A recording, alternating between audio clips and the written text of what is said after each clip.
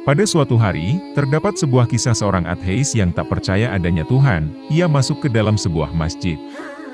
Ia kemudian memberikan 3 pertanyaan yang harus dijawab secara rasional atau menggunakan akal. Pertanyaan yang diberikan tidak boleh dijawab dengan dalil. Sebab, orang ateis mengukur segala sesuatu dengan akal atau bukti ilmiah. Orang ateis beranggapan bahwa dalil hanya dipercaya oleh pengikutnya saja. Hal itu tidak berlaku untuk orang ateis. Orang ateis tersebut kemudian membantah semua orang-orang yang ada dalam masjid. Ateis itu kembali menegaskan pertanyaannya. Siapa yang menciptakan Allah? Bukankah semua yang ada di dunia ini ada karena ada penciptanya? Bagaimana mungkin Allah ada juga tidak ada penciptanya?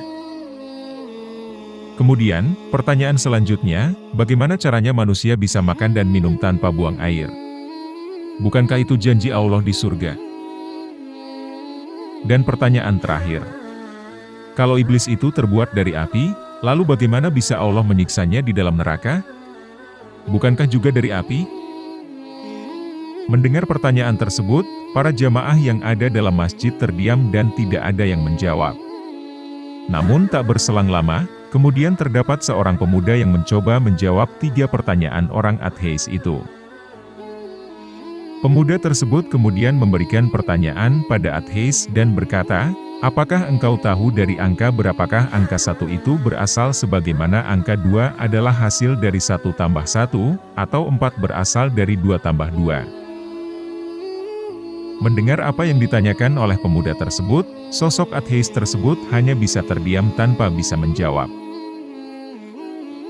Pemuda tersebut kemudian melanjutkan, jika kamu tahu bahwa 1 itu adalah bilangan tunggal, dia bisa menciptakan angka lain. Tapi dia tidak tercipta dari angka apapun. Lalu apa yang membuatmu sulit untuk memahami bahwa Allah itu Zat Maha Tunggal, yang Maha Mencipta tapi yang tak bisa diciptakan? Lalu berlanjut pada pertanyaan kedua yang ditanyakan ateis itu.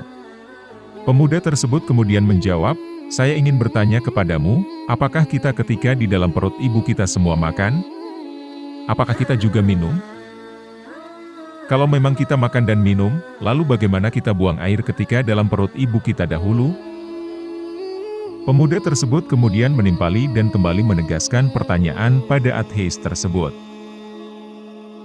Jika engkau dahulu percaya bahwa kita dahulu makan dan minum di dalam perut ibu dan kita tidak buang air di dalamnya, lalu apa yang membuatmu sulit untuk percaya bahwa di surga kelak kita akan makan dan minum juga tanpa buang air?